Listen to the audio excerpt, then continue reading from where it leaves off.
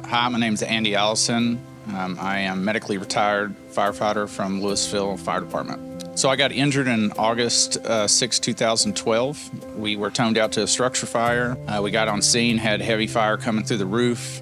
We went into the house and found the electrical panel, and we would turn off the breakers. The guy that owned the house, his AC had went out. He had put multiple window units in. They had overloaded the circuits, and so he wired around the panel. Unknowing to the fire department, when we shut everything down, the house was still hot. I pushed into the laundry room, and above the washing machine, there was some fire in a cabinet. As soon as I opened the nozzle and moved in, I felt a hit on my left shoulder, like a needle. I looked back thinking, no, I got hit with a tool. There's a lot of action in the room, people doing overhaul. Shook it off. Second time, made a push into the room, opened the nozzle, feel the same hit, a little bit stronger this time. I backed out, looked around, looked up thinking maybe it was a nail coming down and hitting me in the shoulder. I looked for a puncture wound on the gear. There's nothing there. And I just told myself, hey, I got to get in here and I got to get out.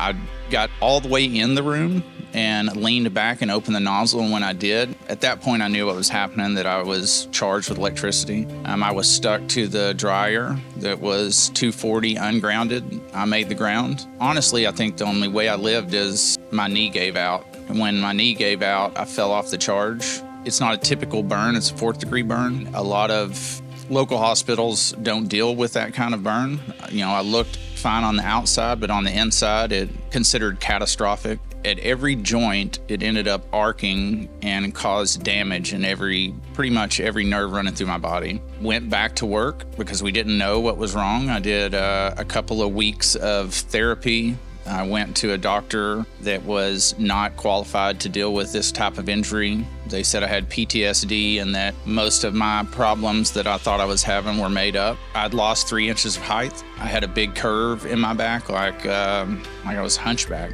Went through 3 major spine surgeries. Took a really big shot to the head with all the electricity. I dealt with a lot of dizziness, vertigo. I burnt my vestibular nerve. So we're 23 surgeries since 2012, probably 40 mouth surgeries. Took 7 years to get my teeth. I was having problems regulating emotion, and a lot of that stuff I thought I could put off on surgeries. A chiropractor out of Argyle, where I live, he said, hey, I know a nonprofit that is doing amazing things with first responders. Chris had heard about my story. And he immediately got on the horn, man. He got this set up. 2 months later, I'm here getting help. I've seen some amazing improvements just in the first week. One, I haven't had a full night of sleep, I don't think, since 2012, since I got injured. I've had multiple nights of sleep. My daughter, who's 7, I was telling her about my therapy on my brain, and multiple times this week she said, Dad, I'm so happy that you're getting brain work because you're so happy all the time. You're not mad at everything, which is hard to hear, but also I know I'm at the right place. Through this process, I've met the most amazing doctors, not only dealing with specifically what's going on with me, but they've connected with me on a personal level. I finally found a place where they take full body health into consideration. People that have a traumatic brain injury, lots of first responders and military and some unknown in the profession. If I could speak to them directly, I would tell them that this would be the best treatment that they could get.